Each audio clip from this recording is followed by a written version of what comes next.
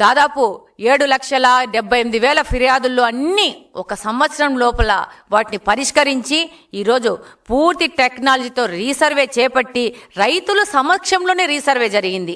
రైతుల సమక్షంలో రీసర్వే చేసి గ్రామ సభల్లో ఆస్తి వివరాలు నిర్ధారించిన తరువాతనే ఈ యొక్క కేవైసీ జారీ చేసి రాజముద్రతో ఈ పట్టాదారు పాసు పుస్తకాలను ప్రజలకు ఇవ్వడం జరిగింది, రైతులకు ఇవ్వడం జరిగింది. ఈరోజు గర్వంగా ఒక భారతదేశపు యొక్క రాజముద్రతో వాళ్ళు గర్వంగా వాళ్ళ పట్టాదారు పాసు పుస్తకాలు తీసుకున్నారు.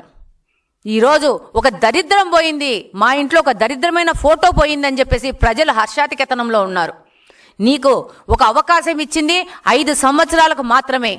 నీ 5 సంవత్సరాలు దుర్వినియోగం చేసుకొని ఎవరిచ్చారు నీకు ఈ సలహా? మీ యొక్క ఏ ఏజెన్సీ ఇచ్చింది, ఏ స్ట్రాటజీ ఏజెన్సీ ఇచ్చిందో నాకు తెలియదు, కానీ వాళ్ళని పెట్టుకొని వాళ్ళకు కోట్ల డబ్బులు పెట్టుకొని వాళ్ళు ఇచ్చిన సలహాల మీద, బాత్రూంలలో మగ్గుల మీద, ప్లేట్ల మీద, పిల్లల స్కూల్ బ్యాగుల మీద, చివరికి మా ఆస్తుల మీద రాళ్ల రూపంలో సరిహద్దుల మీద, అలాగనే మా ఇండ్లలో ఉండే పట్టాదారు పాస్ పుస్తకాల మీద, అలాగనే మాకొచ్చే పింఛన్ల మీద, ప్రతి ఒక్కటి మీద నీ బొమ్మ వేసుకున్నావు. ఎవరిచ్చినారు నీకు అధికారము? ఈరోజు ఎవరిచ్చినారు నీకు అవకాశము? కనీసం ప్రజలు నాకు ఓటేశారు, ఈ ఓటుతో నేను ఒక ముఖ్యమంత్రిగా 5 సంవత్సరాలు చలామణి అవుతున్నాను కాబట్టి ప్రజలకు సేవ చేద్దామనే ఆలోచన లేకుండా ప్రతి ఒక్క చోట నువ్వు దైవాంశ సంభూతుడు అనే విధంగా ఈరోజు ప్రతి ఒక్కరి ఇంట్లోకి నీ బొమ్మలు పంపించుకోవడము, నీ రంగులు పంపించుకోవడము, మీ యొక్క కార్యకర్తలను పంపించి దోపిడీలు చేయడం చేసినావు తప్పితే ఈ గత 5 సంవత్సరాలు ఏం చేసావు? ఈరోజు క్రెడిట్ చోరీ అంటున్నావు. మీ వాళ్ళు మాట్లాడతారు, పేటీఎం వాళ్ళు హాస్యాస్పదంగా మాట్లాడతారు. ఒక నోటు చూపించి ఆ నోట్లో గాంధీ బొమ్మ చూపించి ఈ గాంధీ బొమ్మ ఉంది, ఈ డబ్బు నీదంటావా నాదంటావా అని మాట్లాడుతున్నంత ఒక తెలివి తక్కువ పేటీఎం బ్యాచ్ని మెయింటైన్ చేసుకుంటున్నావు. గాంధీ గారికి, నీ వైకాపా పార్టీకి, ఆ వైకాపా పార్టీలోని నాయకులకి నక్కకు నాగలోగానికి ఉన్న తేడా ఉంది. అసలు గాంధీ మహాత్ముడితో మీరేంటి అసలు పోలిక పెట్టుకోవడము? గాంధీ మహాత్ముడు ఎవరు? నువ్వెవరు? నువ్వు లక్షల కోట్లు దోచుకున్న ఒక పార్టీ పెట్టుకొని ఒక పొలిటికల్ బుస్కుల్లో లక్షల కోట్లు దోచుకున్న దుర్మార్గుడివి, ప్రజల సొమ్ము దోచుకున్న దుర్మార్గుడివి, ఒక అవినీతి పరుడివి. అవినీతి పార్టీ మీది. గాంధీ మహాత్ముడితోనా మీరు పోటీ పడేది? గాంధీ మహాత్ముడితోనా మిమ్మల్ని పోల్చుకుండేది? అసలు మనకి ఏదైనా మాట్లాడేటప్పుడు సిగ్గు పడతాము, సిగ్గు అనేది ఉండదా మనకు? ఈరోజు ప్రజలందరూ చాలా సంతోషంగా ఉన్నారు. వారు పట్టాదారు పాసు పుస్తకాలు తీసుకొని దాని ముందున్న రాజముద్ర తీసుకొని రాజసంగా ఇది మా పట్టాదారు పాసు పుస్తకం అని చెప్పి అందరు తెలియజేసుకుంటా ఉంటారు. ఈరోజు మీరు ముఖ్యంగా గమనిస్తే ఈరోజు ఏందో క్రెడిట్ చోరీ జరిగింది అంటున్నారు.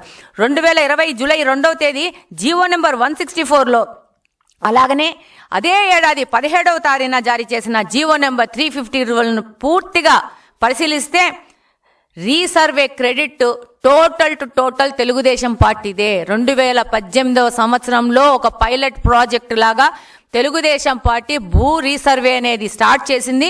దాని కంటిన్యూయేషన్ మాత్రమే మీరు చేశారు, వైకాపా పార్టీ చేసింది. అలాగనే సిఓఆర్ఎస్ నెట్వర్క్ ద్వారా రీసర్వే చేపట్టాలని చెప్పి ఇచ్చిన పరిపాలన అనుమతులు కానీ టెక్నికల్ ఆర్డర్లు కానీ వైసీపీ ప్రభుత్వము యొక్క బండారం మొత్తం బయటికి తీసుకొస్తుంది. ఈరోజు మీరు 10 మంది పేటీఎం బ్యాచ్తో మీరేదో పేమెంట్ చేసుకొని వాళ్ళతో మాట్లాడిస్తే ప్రజలు ఆ మాటలను చూసి నమ్ముతారు అనుకోవద్దండి. మీ మాటలు నమ్మరు కాబట్టే, మీ మాటలతో మోసపోయినామని తెలుసుకున్నారు కాబట్టే 2024వ సంవత్సరంలో 164 సీట్లతో కూటమి ప్రభుత్వాన్ని గెలిపించడం జరిగింది. అసలు మా కడప జిల్లాలోనే బద్వేలు కానీ, రాజంపేట కానీ, తంబల్లపల్లె కానీ మా యొక్క తప్పిదాలతో ఓడిపోవడం జరిగింది. కానీ అవి కూడా మా సీట్లే. మీరు సింగిల్ డిజిట్లో ఆగిపోవాల్సిన వాళ్ళు. ప్రజలు మీ యొక్క దురాగతాలకి, మీ యొక్క దౌర్జన్యాలకి కంప్లీట్గా అవగాహన ఉంది ప్రజలకి. ఈరోజు ఎక్కడ ఈ యొక్క పట్టాదారు పాస్ పుస్తకాలు పోతే ఇంత మంచి పని చేసింది కూటమి ప్రభుత్వం అని ప్రజలందరూ అనుకుంటున్నారని చెప్పేసి పొల్లోమని చెప్పి వచ్చి ఇది క్రెడిట్ చోరీ అంటున్నారు. డెఫినెట్గా క్రెడిట్ చోరీ గురించి మాట్లాడే ముందు మీకైతే మాత్రము ఒక క్రెడిట్ అయితే ఇస్తున్నాం. ఈరోజు రాష్ట్రంలో భూ వివాదాలు సృష్టించి రెవెన్యూ వ్యవస్థను సర్వనాశనం చేసి అలాగనే ప్రజలను భయాందోళనకు గురి చేసి క్రెడిట్ మాత్రం మీకే ఇస్తూ ఉండం. ఈరోజు గాంధీ మహాత్ముడిని జగన్ గారితో పోల్చి సంస్కృతి మీకే క్రెడిట్ ఇస్తున్నాం. కాబట్టి మీరు సాధించుకున్న క్రెడిట్ తీసుకునే ఉద్దేశం ఈ రాష్ట్రంలో ఎవరికి లేదు, ఏ పార్టీకి లేదు. ముఖ్యంగా తెలుగుదేశం పార్టీకి మీరు సాధించుకున్న మీ క్రెడిట్ చోరీ చేయాల్సిన అగత్యము, అవసరము, అవకాశం మాకు అసలు లేనే లేదు.